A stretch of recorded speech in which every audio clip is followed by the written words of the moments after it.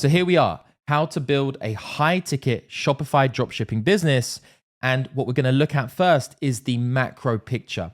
So if we look at the global dropshipping market, we can see here, and this is from the business research company, that in 2024, it's worth $335 billion.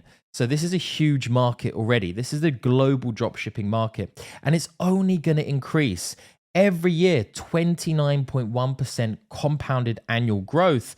And that means if you get into this right now, you're still very early. You may be seeing people online who are saying dropshipping is dead, e-commerce is dead, it's not working anymore. Well, let me tell you, if we look where we are now at the time of recording, 2025, there's over 442 billion in transactions that could be going to you. You only need a really small percentage of this market to actually replace your 9-to-5 or build a lifestyle income. And as you can see here, this is only going to grow all the way up to 2029 and beyond, up to over $1 trillion, so 1,000 billion. These are huge numbers, I know, but this just shows you that dropshipping is not dead. So if you're looking at other business models, please stay with me here, and I'm going to show you how you can build this business using AI.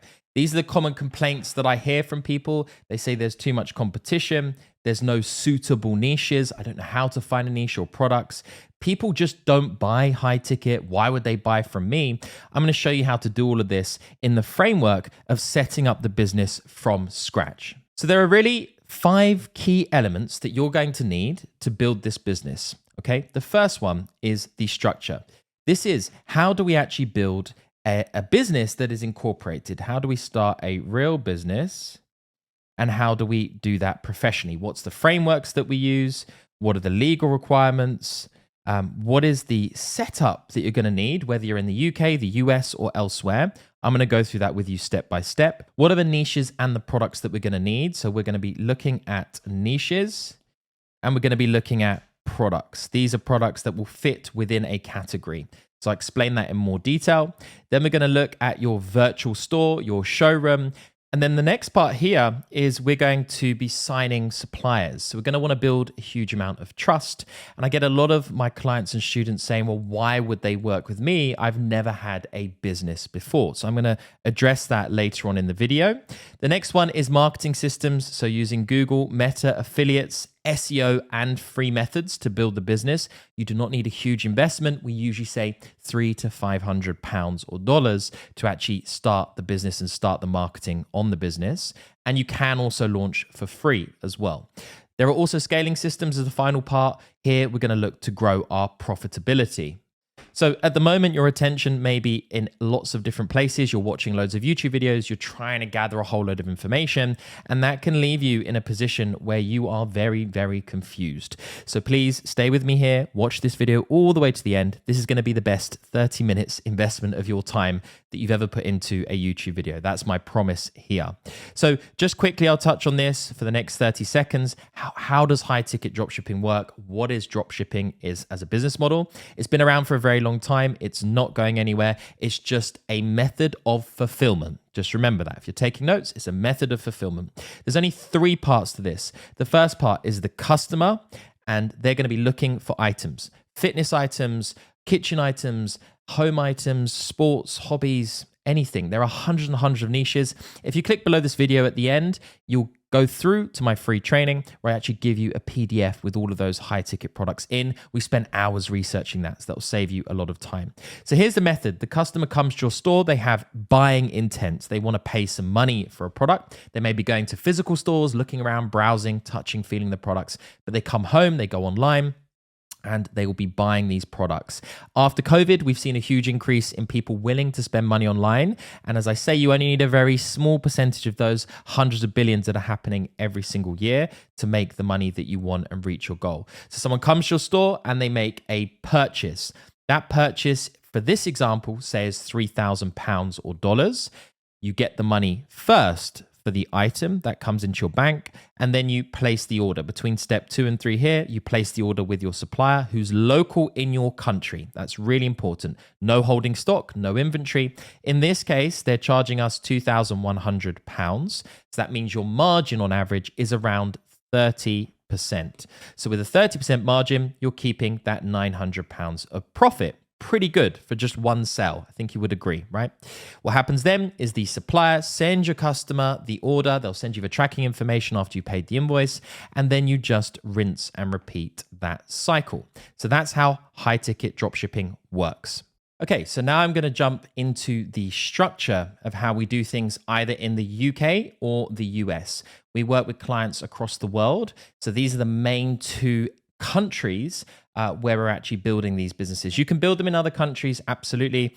If you want specific guidance, then please just email us, send us a message, and I'll help you out. But for this context, the UK, there are a few steps that we need to do. So I'm going to go through each one now. What I would not advise is that you do this as a sole trader. The reason being is quite simple, that high-end suppliers won't take you very seriously, and also customers won't if they see that you're a sole trader. You're not actually a real legitimate incorporated business.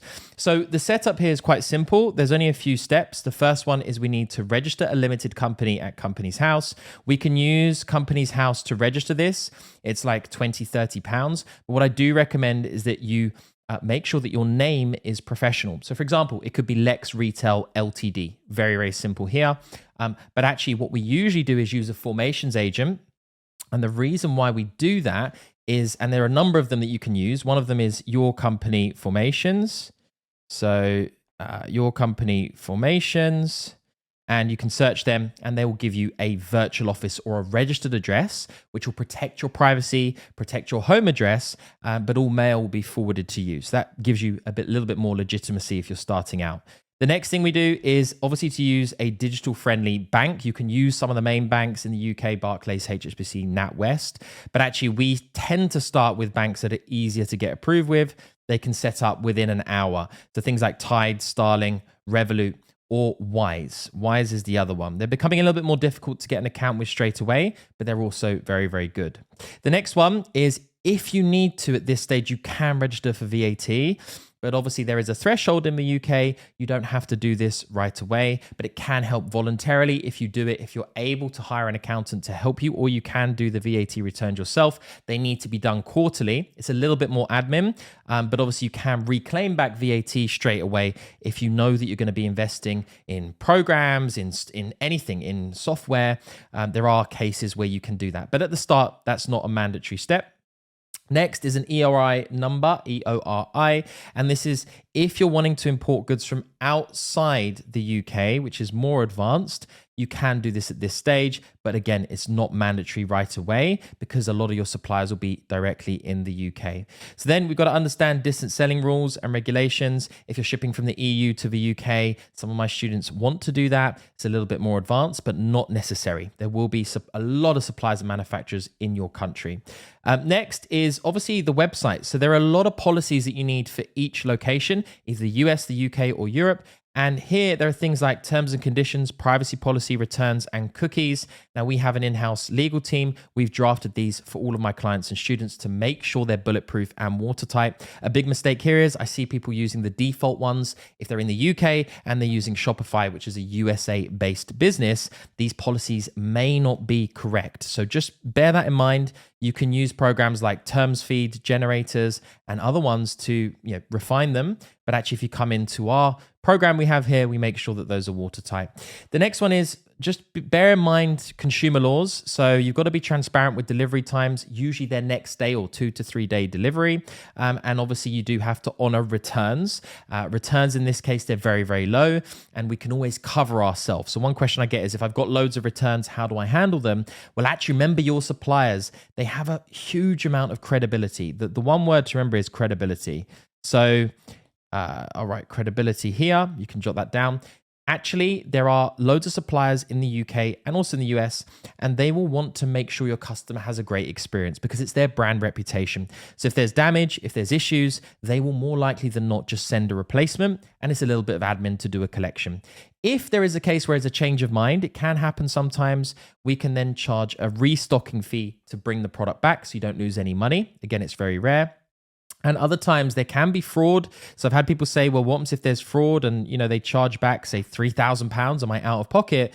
Well, you can actually get insurance that will cover that. There's quite a few providers for insurance for this business, and it will basically take a very small percentage of every order, and then they will cover you if there is a chargeback. So that can all be arranged. Then supplier agreements, you've just got to make sure that they are watertight. So we also provide these. They're written confirmations of your agreement, sort of a heads of terms, dropshipping arrangements, lead times, warranty, how it works with them. Okay, so that's the setup and legals in general for the UK. Now, if you're watching and you're from the US, we do work with US students and clients. So it's pretty similar. You want to be setting up an LLC. We recommend Wyoming, Florida, Texas, Delaware as well. You can use Doula. We have a partnership with Doula or LegalZoom. We have partnerships with both, and they'll help you set up and form everything together. This just simplifies the whole process, to be honest. Next is the EIN, Employer Identification Number. This is obviously required for taxes and opening your US business bank account. Now, if you're operating in the US and you live somewhere else, like say you're in the UK or Europe, or anywhere, any other country, you can still open up in the US. You've just got to make sure that you follow all the rules and regulations about where you are based. So you can't just avoid taxes and things like that. You still have to file your returns. The next step would be to open a US bank account. There's Mercury, there's Relay, there's a few others as well. Then it's the US office or virtual address. Again, the registered agent can provide that for you, but there are services like Anytime Mailbox that also work to give you that mail forwarding. Again, for taxes, it's slightly different in the US because there's Nexus. I won't dive too much into that right now because it will take a whole video, but just bear in mind there are various sales taxes based on the state, okay?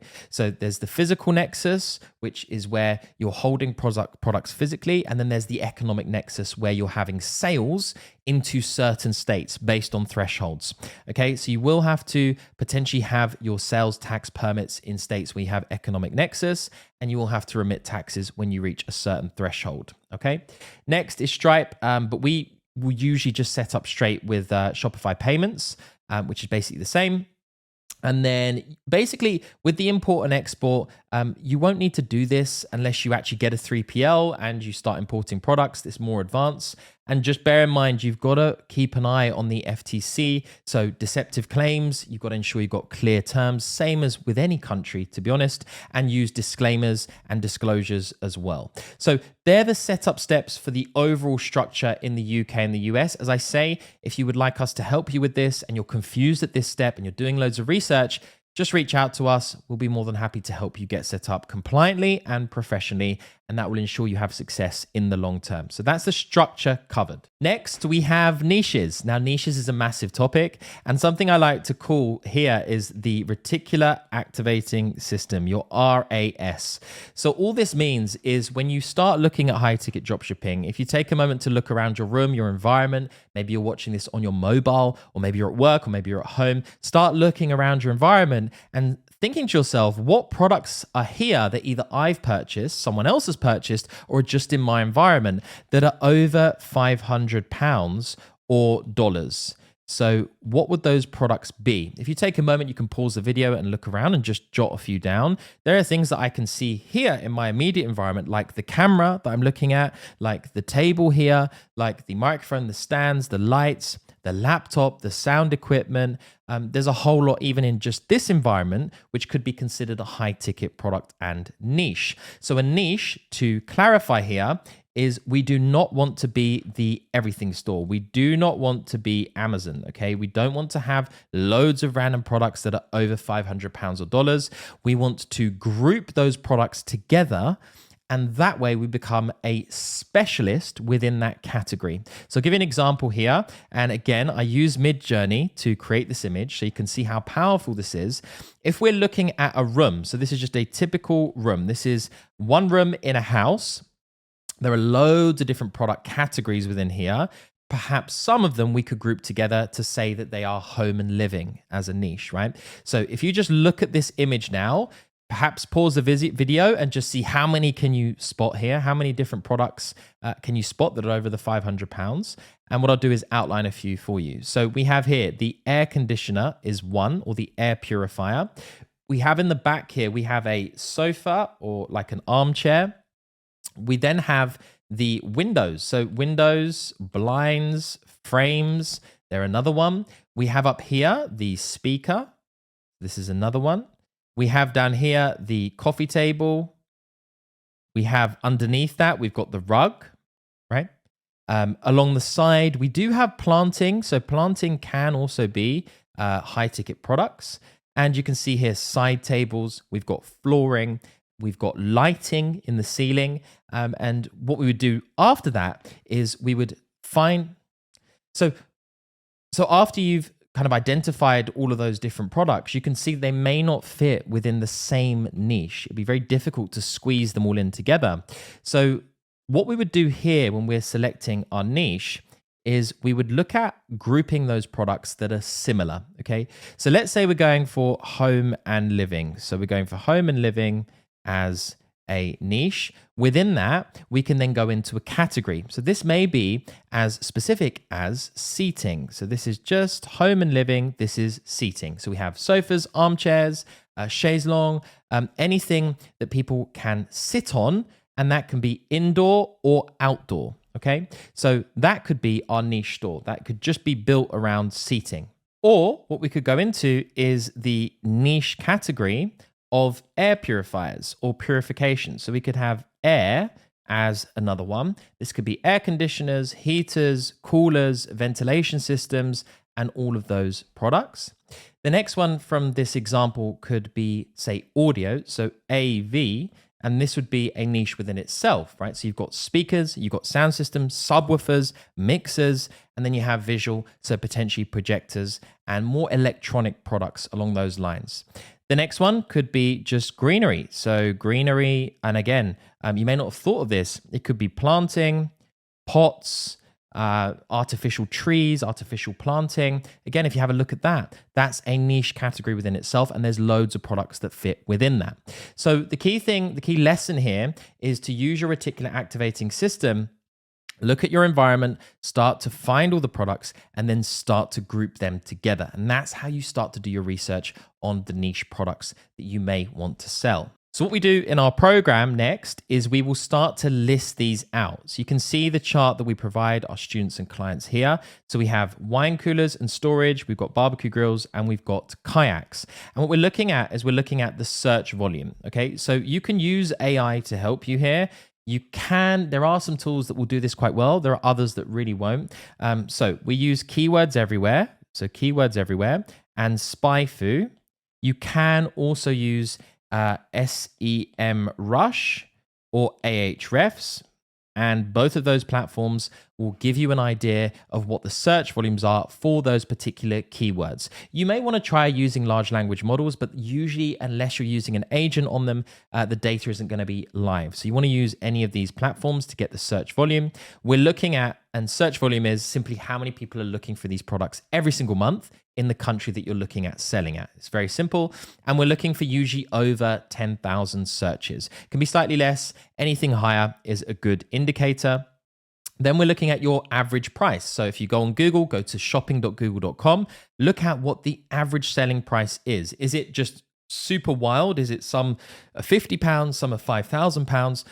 But on average, is it over £1,000 or dollars? And is that price consistent? That's our third criteria. Is it wildly varying? Are there lots of people undercutting? Are there lots of Chinese or other brands coming into the market that are much cheaper? And you want to just be very careful of that. So you want to find brands that are being sold that are very respectable or well-known, okay? Then suppliers. So what we're looking at is how many brands are there that are selling in the country that you're in? And is it dominated by any one brand? So for example, if we're looking at phones, mobile phones, you would really have to sign Apple or Samsung to actually have any market share, okay? So you want to be pretty careful with that. I wouldn't recommend setting up a mobile phone high ticket dropshipping business because it's very difficult. And then seasonality. You can have seasonality, but just be mindful that in winter or summer or autumn or spring, it may rise and fall, okay? So we can look at Google Trends for that. You can just search Google Trends, have a look at the products and the categories. Next, does it excite you? If you're passionate about a niche, that does help, but it's not mandatory. Remember, you're going to be learning about these products and selling these products, so it may help if you have some sort of interest, but it's not mandatory. Then is it business to business or business to consumer or both. Now, majority of the products will be B2C, which is perfectly fine. But if there is business to business, what I mean by that is you can sell these products to other businesses. For example, fitness equipment. These techno gym systems that you see in gyms, you could sell them to gyms or hotels or other sort of wellness establishments. Next we have here is competitors. How many competitors are there in the space that you're in? How many other online retailers or offline retailers are there? And we actually want to have at least 5 competitors, either physically or online, because remember, it's good that there are competitors. It means that the niche is working well. Don't try and reinvent the wheel. Don't try and white label products. We're just tapping into that demand that already exists. And you can see I've started to fill it out for the top, and you would basically fill out the sheet like that. So again, you can use AI. You can see here, there is deep research. There's also agent mode on ChatGPT. You can get reports. You can actually start to feed this information to it and see what it gives you when you start searching for certain categories. If you say you're going to build a high ticket dropshipping store, how many brands are there? What are the competitors? What manufacturers are there? This can be really helpful. And also we've started looking at Manus. So this is a bit more of a fully fledged agent. It does use the main LLMs on the back end, but as an agent, it can go and browse the web for you. So if you can get an invite to Manus or get access, you can also ask it these questions and cross-check your research. You can upload your spreadsheet. You can get it to do some due diligence on the work that you have basically put together. So what we look at next is we look at the brands. So we look at what are the main brands. So in this case, CDA is a wine cooler brand. We look at the demand for that brand, whether the competition is high or low. Who is the main contacts at that business? What is their contact number and what is their contact email? So we can use a variety of tools to do this compliantly. We can use LinkedIn. Obviously, we can find the company, find who works there. We can use Apollo.io, which is another one, and also Hunter.io as well. So you can see here, when it comes to products, niches, suppliers, we fit all those pieces of the puzzle together. And what I've seen in some of my students and clients is that they may get analysis paralysis. This is where mentorship helps. This is where our program helps. You come and work with us, we will cross-check your research. It's not good enough to just rely on AI because at the moment it doesn't have the real world experience of building these businesses to necessarily advise you correctly. So just a word of warning there, but actually our students do use it to get all their research together. And then once they've sent it to us, we will check it and validate it for them. So the next piece is the virtual store, and this is effectively like a showroom. It's an online version of a physical shop, and we're going to use Shopify for that. And what we build is a structure. So if you've never used Shopify before, it can make it very easy to build your store, but you want to make sure you have the following. You have obviously your home page, which has to look amazing. You've got your category pages, you've got your subcategories, and then you've got your products underneath, okay? The example here would be homepage. Let's say it's winecoolers.co.uk. The category would be freestanding wine coolers or built-in wine coolers. There's 2 different categories. And then underneath, subcategories, if there are subcategories, would be, for example, we have a built-in wine cooler. The subcategory may be the number of bottles that it can hold. So 16 bottle built-in wine cooler. And then you have all the products within that. And that allows your customer to come to your store and easily navigate. So this is a whole video in of itself. They'll be showing you examples of these stores, but actually that virtual showroom, that virtual store is really, really important. Just one example here for the benefit of you watching this is how our stores should look like. This is just an example. So this is one that I found. We've got the logo at the top left, expert wine storage. We've got all of those main menu items at the top. We've got built-in, we've got integrated freestanding wine cabinets. We've got the search bar. At the top, we have the trust, which is the expert advice, call our number. We can use things like Circle Loop or Just Call to effectively route the phone call to an answering service, a voicemail, a third party. You can plug in AI here. We're looking at doing that too, but actually you need that phone number for trust. We've then got a good banner at the top, discover the products. We've got the categories here, and then we've got basically shop now. So the call to action is to go and shop. Then we have the Tidio icon. People can live chat on the store as well. And you can outsource this. You can hire virtual assistants. So this virtual showroom, this virtual store, this is just an example. It was just a quick Google that I found. And I think it's a pretty good example here. You've got the reviews that go along the bottom. And then scrolling down the page, you've got authorizations. You've got authorized partners. And that's what we're becoming. You've got all the trust icons. You've got all the information down at the bottom, the company information. You've got the quick links, contact us. So this is a pretty nice store. So if you're looking at examples or wanting examples of what these stores may look like, this is just from a very quick Google search identifying that this would necessarily be. Perhaps they have a physical store as well, but this would definitely be a good example of a high ticket dropshipping store. And this would all be built on Shopify. So if we look down here, we can see collection pages. So these pages are those categories. You come into a collection, and let's say here is freestanding. We can see we've got on the left, we've got the filters. This is to help your customers get organized. We've got the information at the top with hyperlinks. This is good for SEO. And then we have the main products here displayed as a grid, obviously with the view products, with the pricing, with the reviews all built in. And then on the product page, we tend to keep these quite simple. So you can see here, we have the actual main product, high quality image. We've got the breadcrumbs. So this is another thing that people miss. So this at the top is showing you where you're navigating. Quite simply here, we've got the product title, the product information, the pricing, estimated delivery dates, the add to basket, and the reasons to choose that business to make a purchase. And underneath, this store in particular has done quite well with organizing the product tab, so that it's very easy to navigate. So, I mean, this is a huge amount of value because we get a lot of people say, Lex, can you show an example of one of these stores? I mean, this is just an example from one of the stores that you can build.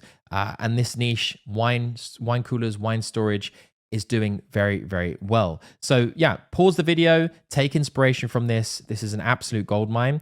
These are actually the frameworks that you would need to set up the store. Now, if you come and work with us, we'll give you the templates. We'll basically do most of this for you. And you can just come into Shopify, load in the templates, and just fill out the blanks almost. We do also offer a done for you service. So if you're one of the clients we work with where you want us to just take over everything, the research, the store, we will happily do that. And even the paid ads as well. So you just reach out to us and we'll be more than happy to help you with that. So the next piece of the puzzle is how do you sign your suppliers, right? So what we do is with this virtual showroom, this virtual store, we would load what we call demo products. There's kind of a step in between, which is we would load demonstration products. So demonstration products are examples of products from another country. And we'll put a password on that store. We'll fill out the store with these demo products. And what that means is you can then go to your supplier with the password to your store, and we can give them access. We can show them the look and feel, and then we can start approaching them and having conversations. So here's where I guess AI can help you, but you kind of need to know what to say and how to say it. So if you're not good at sales or cold calling, don't worry. You don't need to be. It's all about the value equation. Okay. So let me just point out a few things here. Just remember that we're helping them and it's a win-win. We're making them sales and we're not costing them or charging them anything for that. They would want credible long-term relationships with professional businesses. So we want to make sure that we're working with credible suppliers. They believe that we are credible. We've got our company, we've done our research, we've got our demonstration store. This is a two-way relationship. And basically you have to snowball. So what snowballing means is you have to start with lower tier suppliers who are pretty easy to get on board. They may have trade forms on their website. They may have apply now, become a retailer. And then we build up to exclusive higher tiers over time. So that's the approach methodology. And the key thing to bear in mind is to be credible. So don't undercut, frustrate, or undermine your suppliers ever. They are the lifeblood of this business. So when you've done your research for your suppliers, you've got your demo store, we then reach out to them. You can pause the video here and just use this. This is an absolute goldmine as well. And of course, I'm just giving this to you for free here. So what we'd say is the following structure. We would say, my name is Lex. I'm the sales director at winecoolers.co.uk. Please could you let me know who to speak with regarding setting up a new dealer account with yourselves. They may give you a name, an email, someone to speak with. Usually what we call there is a gatekeeper. So the gatekeeper is a receptionist, someone who deals with inbound calls. You want to get to that decision maker or contact them directly. So we say then we'll email information over. We'll send you our store, send you our brochures, our marketing materials. We can use AI to create those marketing materials as well. We use Gamma, Canva. There's a few other platforms for that, and we include that in our program. And then what happens is we just include our information and we can wait for them to get back. We can follow up with phone calls. There's really two methods here. You can call them, you can email them, and either method works. But obviously, if you're confident speaking on the phone, you don't have to. You can sign them a lot quicker and get business done faster. So the key thing here is to say is that And you can pause the screen here just to take this in. Again, this is really useful for you. You can say we're preparing to launch. We're in the process of signing new accounts. How do we get started with you? We're a specialist retailer and we're looking at allocating our marketing budget towards new brands to promote them.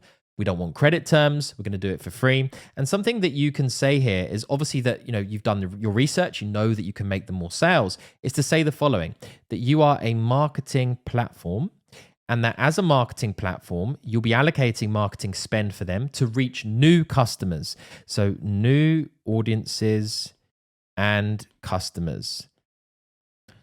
New customers. Okay, that's really, really key. And you can say you're growing the market for their brand. So this is some of the stuff that we say to the suppliers. Again, no need to use complex AI outreach tools here. You would simply call them, email them, follow some of these scripts, say these things, and they will give you the trade accounts. Next is products. So when you're getting the trade account, you've opened it, we don't want to do things manually. So this is a big bit of advice here. Don't manually synchronize stock feeds or pricing. We can use something called SyncX or Stock Sync on the Shopify App Store. There are a few of these, but effectively what it does, it takes either a spreadsheet, a feed, an API connection, and then it will connect it to your store and it will allow dynamic updating of stock, of pricing, so that keeps your business optimized. And it means that you save a lot of time. There's not a lot of admin here. So the next part is the marketing system. And this is quite simple, actually. People overcomplicate this. There's only really a few stages of conversions. This is general marketing, and it's the awareness, the consideration, the conversion, loyalty, and advocacy. I didn't invent this. This has been around for decades. It's usually called the ADA conversion funnel, but effectively there'll be people who are just browsing, people who are considering the products, and people who are ready to buy. We want to be hitting the people who are ready to buy or they're considering those products that you've got. So there's a few steps here that we do. So we set up Merchant Center, which is with Google Merchant Center. You go through, you fill out your store information, and we then connect that to what we call Simprocess. This is a very good app on the Shopify App Store. We follow all the steps. There's a little bit of nuance here as to how we just connect them. And when they're connected, they start talking with each other. And all that they do is Simprocess takes your products and it loads them in from your Shopify store, and then it pushes them over to Google and pushes them over to Meta, and that's called a shopping feed. Very simple. We don't need to do it manually. The software does that for us. Next, we set up our conversion actions. So these are letting the ad platforms know how and when are we making sales and what is actually making the sales for us. What is an add to basket? What is a begin checkout? What is a purchase? And that is also done through Simprocess. So this app almost acts like the hub for us, and it can do your feeds, it can do your tracking on the ad platforms for Meta and for Google. So this is really informative information. I see a lot of people out there teaching loads of different methods of how to connect this together. You can just use Simprocess as the middle hub and then set up your Merchant Center, your Google Ads account, and your Meta business account.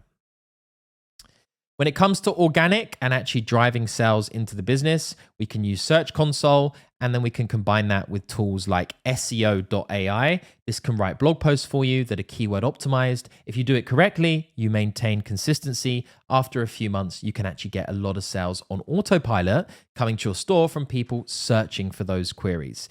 We have seen something develop recently, which is large language optimization. And this is where the platforms like ChatGPT are starting to recommend different businesses and websites. For that, you're going to need a high domain authority. That just comes with time. But obviously having a huge amount of high quality content on your store and products will start to build your reputation.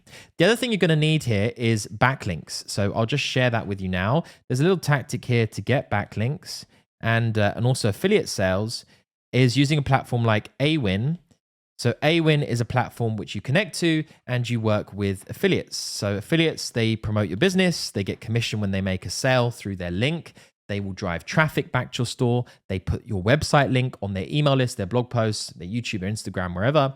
And that then improves your domain authority. And that then improves your organic search. So again, there's a few AI tools you can use in there. SEO.ai is a really good tool for that. So how do we scale the business? Well, you can manage this business yourself with 5 to 10 hours a week. But when you get to a certain threshold, or you can do this earlier on, you can outsource. I see a lot of people saying, just give everything to AI, let it do all your admin.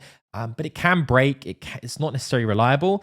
What we recommend is using onlinejobs.ph. You can go to the Philippines for around 300 to 500 pounds per month. You can have a real human who's there, who's trained. You give them the SOPs, you show them how the business works, and they can then go in and do all the tasks for you. And they're a human being. At the moment, AI is not going to beat humans at this, simply because, well, it's quite obvious the AI is not yet at a human level. That may change in the future quite soon, but actually we go there, we start searching for virtual assistants, and you can see here 40 hours a week. They vary, 400 USD, 1,000 USD. You interview them, you sort through them, and they can learn how you've basically operate the business, and they can do that for you.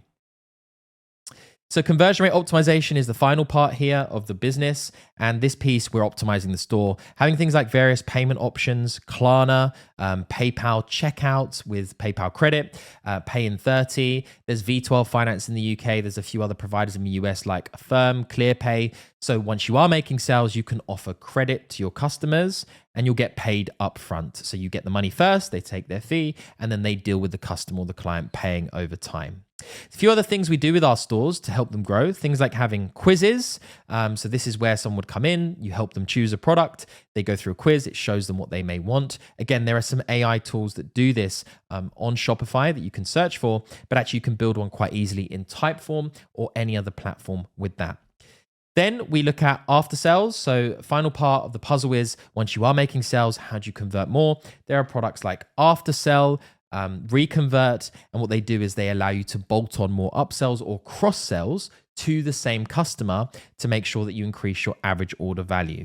So when we look at this together, and we look at this entire system, you can see how all the pieces fit together. And I think as a beginner, it's quite overwhelming to learn all these different pieces. And I've given you a high level overview here, but if you were to try and jump into one of these yourself, you could go down a rabbit hole and spend hours and hours and hours just looking at, for example, how to set up the structure of your Shopify store. That could take 2-3 weeks.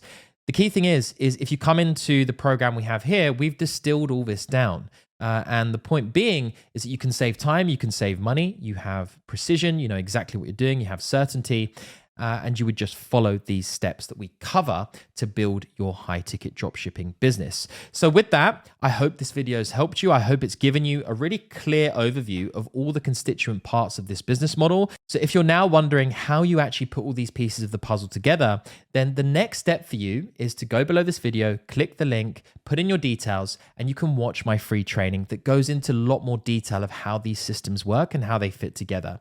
And if you like the sound of it and you really want to get results of this, you are a serious individual, you want to build it yourself, or you want mentorship with that, or you want us to actually build it for you, we can take over any of that as you request. So like, comment, subscribe. I'd love to hear your thoughts on this video. Of course, any questions you have, let me know. Let me know the type of content you'd want to see. And following that, click the link below this video, watch that free training, and I look forward to potentially working with you in the near future. So with that, we'll end the video here. Thanks for staying on this video. Thanks for watching this far. You're the type of person who's going to have huge success in this business model. I look forward to speaking with you, and my team are waiting and ready to help. So with that, I will see you on the next video.